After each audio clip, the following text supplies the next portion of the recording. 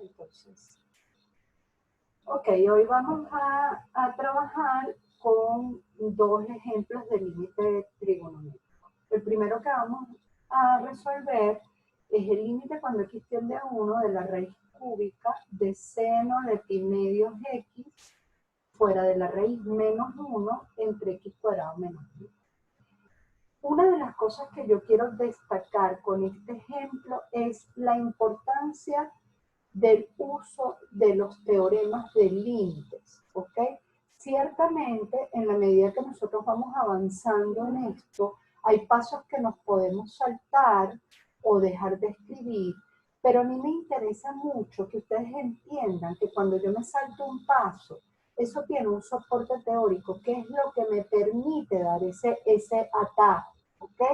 No es que yo sustituyo en un pedacito de la función, sino que yo estoy soportada en una serie de teoremas de límites que me permiten tomar decisiones que me facilitan el proceso de solución. ¿Ok? Entonces, esto es uno de los aspectos que yo quiero destacar con este ejemplo. El segundo aspecto que yo quiero destacar con este ejemplo es el uso de los límites trigonométricos fundamentales. ¿Ok? Límite cuando x tiende a 0 de seno de x sobre x me da 1. Límite cuando x tiende a 0 de x sobre seno de x me da 1. Y el límite cuando x tiende a 0 de tangente de x sobre x me da 1. Esos tres límites para nosotros van a ser herramientas de solución en los límites trigonométricos. Cuando nosotros empezamos a ver límites, yo les hablaba a ustedes de los teoremas, de hecho vimos los teoremas, y los fuimos viendo con ejemplos, y decíamos el límite de una suma, la suma de los límites, el límite de un producto, es el producto de los límites. Y yo les hablaba de que en ese punto nosotros no veíamos como mucha utilidad de esos teoremas, ¿ok? Y les ponía el ejemplo de cuando éramos chiquitos y nos ponían a hacer la comprobación de que la multiplicación era conmutativa, que uno ni siquiera sacaba la cuenta porque uno sabía que al hacerlo al revés nos iba a dar lo mismo. Pero cuando uno ya va creciendo, uno ve utilidades prácticas o aplicaciones prácticas de la propiedad conmutativa y asociativa de la suma. Por ejemplo, cuando uno va al supermercado y reordena los productos para sacar rápidamente una cuenta de más o menos de cuánto voy a tener que pagar. Uno no suma en orden, uno busca atajos, busca números que sean más fáciles de sumar. Ahí tú estás usando la propiedad asociativa y la propiedad conmutativa.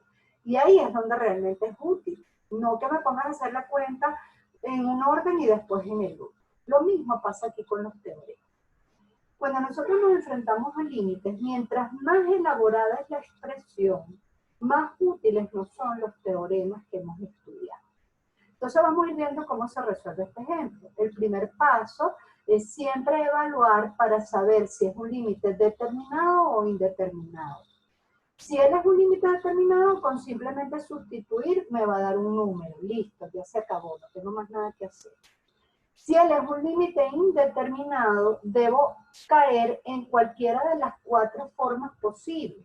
0 sobre 0, o infinito sobre infinito, o 0 por infinito, o infinito menos infinito. Cualquier otra cosa que no esté en esas cuatro no es una indeterminación. Yo debo poder concluir cuánto da. Ayer lo veíamos. Si un denominador tiende a 0 y en el numerador yo tengo una constante, entonces yo necesito saber qué signo tiene ese 0 para saber si eso da más infinito o menos infinito. Ahí no hay indeterminación. Yo ya sé que eso me va a dar o más infinito o menos infinito. De igual manera, si tengo un número dividido entre un denominador que tiende a infinito, un número dividido entre un denominador muy grande, eso tiende a 0. Ese 0 pudiera ser por la derecha o por la izquierda. ¿Cómo lo sé? Igualito que como multiplico signos, ¿ok? Entonces, solamente hay 4 formas indeterminadas que las estudiamos en cálculo 1 y luego las otras 3, en total son 7, las estudian en cálculo 2. Y esas formas indeterminadas obedecen a la función que estoy analizando, ¿ok? Entonces yo veo que aquí hay una indeterminación 0 sobre 0. ¿Qué recomendación tenemos para una indeterminación 0 sobre 0? Pues la recomendación es, utiliza cualquier herramienta matemáticamente válida, es decir, factoriza, racionaliza, etcétera, que te permita identificar el factor de indeterminación y simplificar.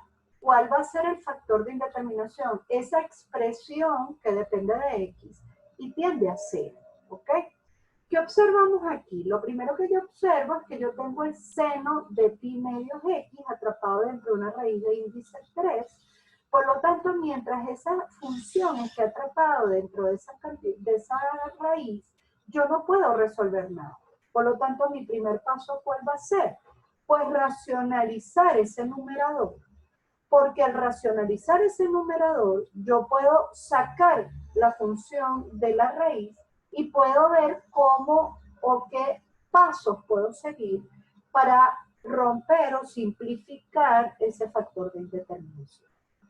Entonces, lo primero que hago es racionalizar. Como la raíz es de índice 3, pues aplico la racionalización cúbica, multiplico al numerador y al denominador por raíz cúbica de seno de pi medios X, que va al cuadrado, más raíz cúbica de seno de pi medios X, más 1. Estoy aplicando el factor de racionalización cúbica. Multiplico el numerador y multiplico el denominador para que la expresión no se altere. En el denominador, x cuadrado menos 1 es una diferencia de cuadrados, por lo tanto lo puedo factorizar como una suma por diferencia. Eso me queda x menos 1 por x más 1. ¿Okay? ¿Qué pasa en ese numerador? Pues la raíz cúbica de seno de pi medios x menos 1, al multiplicarla por ese factor de racionalización, me genera una diferencia de cubos, es decir, la raíz cúbica al cubo menos 1 al cubo. Y con eso logro racionalizar. Liberé el seno de pi medios x de esa raíz. Este producto es el cubo de seno de pi medios x menos el cubo de 1. Por eso es que en el siguiente paso esa raíz cúbica desaparece. ¿Qué me está quedando? Límite cuando x tiende a 1 del seno de pi medios x menos 1 dividido entre x menos 1 por x más 1 por raíz cúbica de seno de pi medios x al cuadrado más raíz cúbica de seno de pi medios x más 1. En este punto yo me detengo y hago una evaluación para ver qué está pasando con esa expresión. ¿Qué observamos? Mira, si yo sustituyo la x por 1, me queda aquí seno de pi medios por 1, que me da seno de pi medios. Y ya sabemos que el seno de pi medio vale 1. Por lo tanto, 1 menos 1 me da 0. En el denominador, 1 menos 1, ¿qué pasa con este señor? Ese factor que está multiplicando. 1 menos 1 me da 0.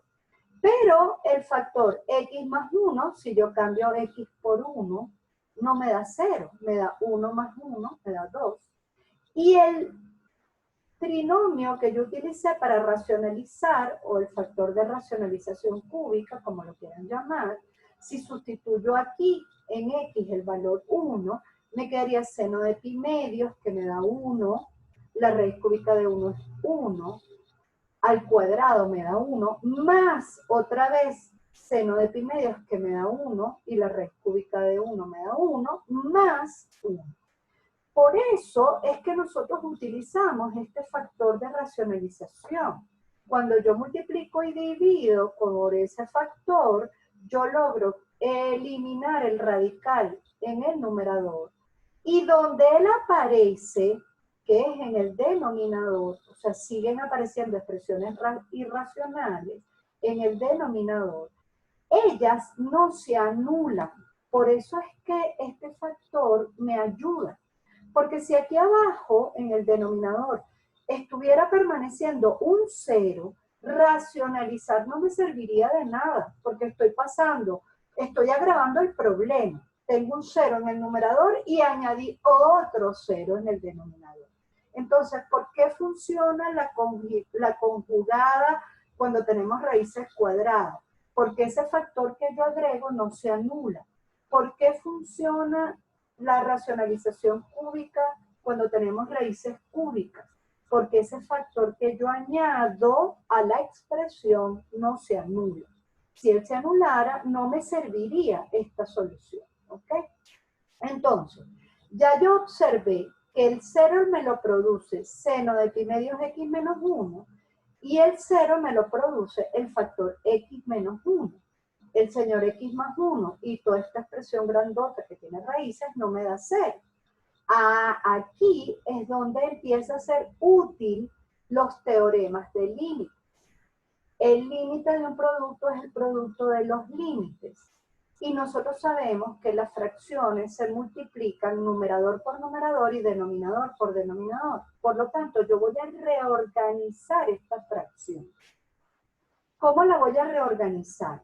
Lo que me está produciendo 0 en el numerador y lo que me está produciendo 0 en el denominador, lo defino como una fracción. Seno de pi medios x menos 1 dividido entre x menos 1. Y eso está multiplicado por otra fracción. ¿Cuál es esa otra fracción? 1 en el numerador y en el denominador todos aquellos factores que no me dan 0. Es decir, x más 1 por la raíz cúbica de seno de pi medios x al cuadrado más raíz cúbica de seno de pi medios x más 1. ¿Por qué lo puedo separar así? Tengo que estar segura de no estar cometiendo ningún error, porque cuando yo multiplico 1 por seno de pi medios x menos 1 me da ese numerador, y cuando yo multiplico x más 1 por ese conjugada cúbica y por x menos 1 me da ese denominador. Numerador por numerador, denominador por denominador, y no se alteró la función original. ¿Qué ventaja tiene esto? Que ese límite que yo escribí en color azul no tiene problema, él es un límite determinado. Y entonces, como él es un límite determinado, yo puedo a él resolverlo. ¿Y cómo lo resuelvo? Evaluando, ¿sí? Y obtengo 1 entre 1 más 1 por 1 más 1 más 1, que me da un sexto que está aquí. Y este señor, límite cuando x tiende a 1, es decir, de seno de pi medios x menos 1 entre x menos 1, él sigue siendo un límite indeterminado, 0 sobre 0. Fíjense, si yo estoy clara en lo que yo estoy haciendo, yo puedo de este paso, del primer paso que vemos en esta lámina, irme directo al último paso. Pero yo tengo que entender que no es que yo evalúe este pedacito y este pedacito, no. Yo no puedo evaluar pedacitos de funciones. Cuando yo decido pasar el límite, yo paso al límite en toda la función, yo no paso en un pedacito nada más. Pero como yo sé que el límite de un producto es un producto de los límites, yo separé ese límite que me da determinado y lo resolví, lo evalué, y eso me da un sexto. Y todos los teoremas bien utilizados me ahorran el trabajo en el proceso de resolución de un límite. No tengo que estar arrastrando esta expresión, toda la solución, ni estar poniendo esa A o B que les encanta poner. No, yo simplemente separo y evalúo. Cuando yo estoy clara, yo puedo saltarme este paso y este paso. Esto me gusta mucho explicarlo, porque los alumnos piensan que uno evalúa un pedacito. No, si yo tengo una función x cuadrado más 2x más 1, y yo te digo, evalúa esa función para 3, tú tienes que cambiar la x por 3 en toda la función, no en un pedacito. Lo mismo ocurre aquí. ¿Qué pasa? Que como este límite es determinado, yo lo separo y lo evalúo. Me queda un sexto por el límite cuando x tiende a 1, seno de pi medios x menos 1 entre x menos 1. ¿Qué ocurre aquí? Que aquí hay una indeterminación de la forma 0 sobre 0. ¿Cómo actuaríamos normalmente ante un 0 sobre 0? Recorremos todo lo que hemos aprendido. Intento factorizar para simplificar esa expresión. Ajá, pero ¿qué pasa en este caso? Mira el problema que tenemos. Que la x es argumento del seno, o en otras palabras, la x forma parte del ángulo para la función seno. Y si la X está dentro del ángulo o la X forma parte del ángulo, yo no la puedo tocar, no la puedo manipular, sino únicamente a través de identidades trigonométricas. No puedo tocar el ángulo de otra forma, sino a través de identidades trigonométricas. Cuando yo empiezo a analizar qué identidades yo pudiera utilizar aquí, que hay muchas que pudiéramos utilizar, todas las que yo pueda utilizar no me van a permitir simplificar el X menos 1, porque cualquier identidad me va a dar otra vez una función trigonométrica donde la X va a quedar atrapada dentro del ángulo. Por lo tanto, cuando yo analizo esta expresión, yo veo que no tengo más alternativas que apelar a un cambio de variable. ¿Cómo sabemos que nos conviene utilizar un cambio de variable? Hay varias pistas. La primera pista, la variable en el límite que estoy analizando no tiende a 0. Ahí hay una pista. Pero eso no es suficiente. Además, yo no puedo simplificar nada en la expresión. Yo aquí no puedo simplificar nada más allá. Entonces, ¿qué ocurre? Si yo aquí no puedo simplificar nada más allá, yo busco un cambio de variable haciendo que la nueva variable tienda a 0. Porque si la nueva variable tiende a 0, entonces yo puedo utilizar los límites fundamentales. Ese es el propósito del cambio de variable. Poder utilizar para resolver alguno de los límites fundamentales. El cambio de variable se ve aquí. En el X tiende a 1. No importa lo que tenga la función. Se ve en el X tiende a 1. ¿Y cómo lo vemos? Yo siempre les digo.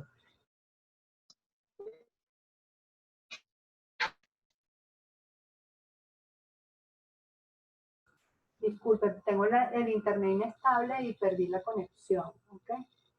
Les estaba diciendo.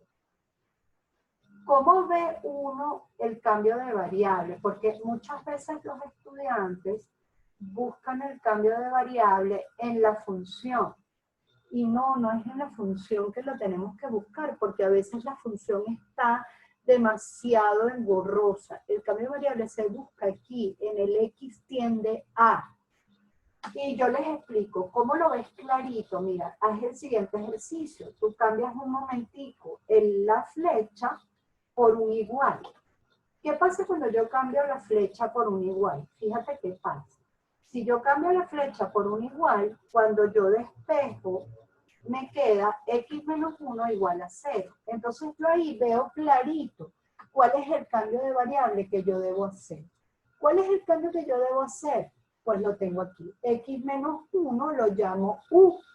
Porque yo así ya tengo garantizado que si X tiende a 1, 1 menos 1 tiende a 0. Y así es la forma fácil de identificar el cambio. No importa cómo. Yo tengo sueño.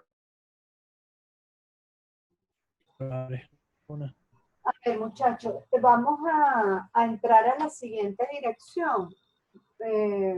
Porque tengo el internet súper inestable. Déjenme ver si logro que me mejore un poquito la conexión y seguimos en la siguiente reunión. Ok.